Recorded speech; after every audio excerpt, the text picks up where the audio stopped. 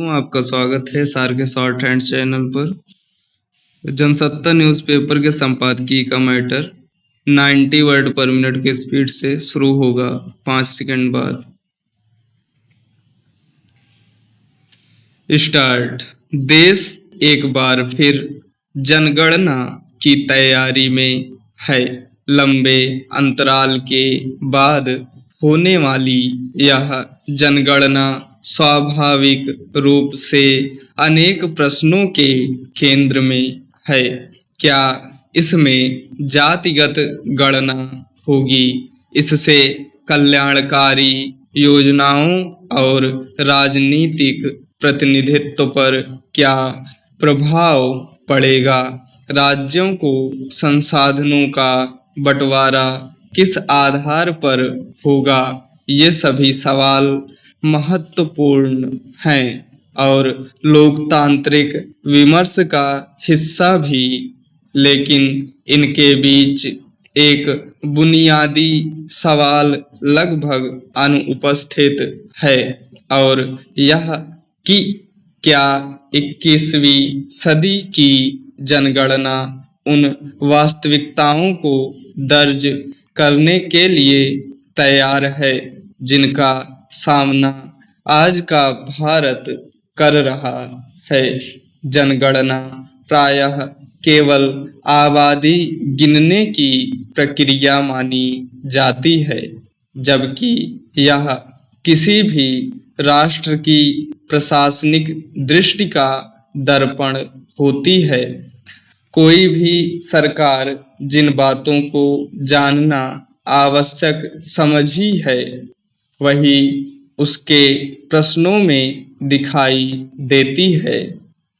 इसलिए जनगणना केवल यह नहीं बताती कि देश में कितने लोग हैं, बल्कि यह भी बताती है कि राज्य अपने समाज को किस नज़र से देख रहा है और भविष्य की चुनौतियों को किस प्रकार समझना चाहता है।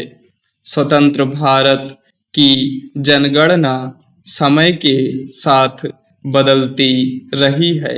आवास, पेयजल, शौचालय, बिजली, रसोई ईंधन, बैंकिंग सुविधा, मोबाइल फोन और इंटरनेट जैसी जानकारियां इनमें क्रमशः जुड़ती गईं।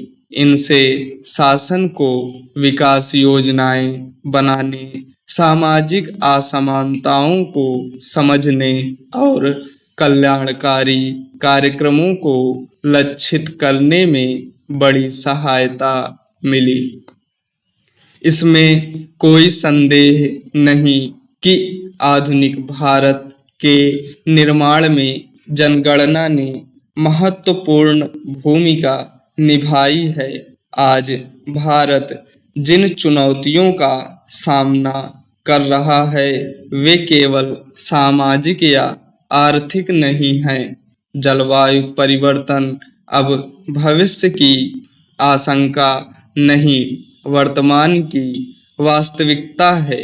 उत्तर भारत में तीव्र हो रही लू, भीषण गर्मी, पूर्वी भारत में आकाशीय बिजली गिरने की बढ़ती घटनाएं, असम और बिहार में बार बार आने वाली बाढ़, बुंदेलखंड और दक्षिण में गहराता जल संकट, हिमालयी क्षेत्रों में भूस्खलन और हिमनद झीलों के फटने का खतरा तथा पश्चिमी भारत में भूजल का लगातार गिरता स्तर, ये सभी घटनाएं अब अलग अलग पर्यावरणीय समस्याएं नहीं रहीं।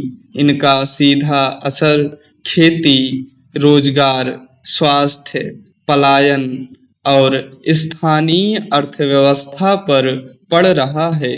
इस पर गंभीरता से विचार करने की जरूरत है।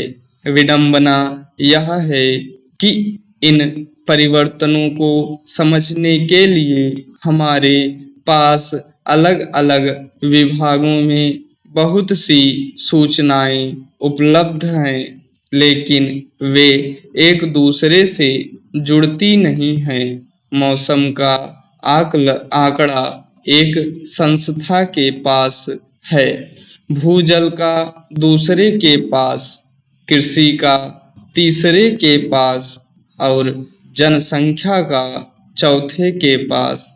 परिणाम यह है कि हमें यह तो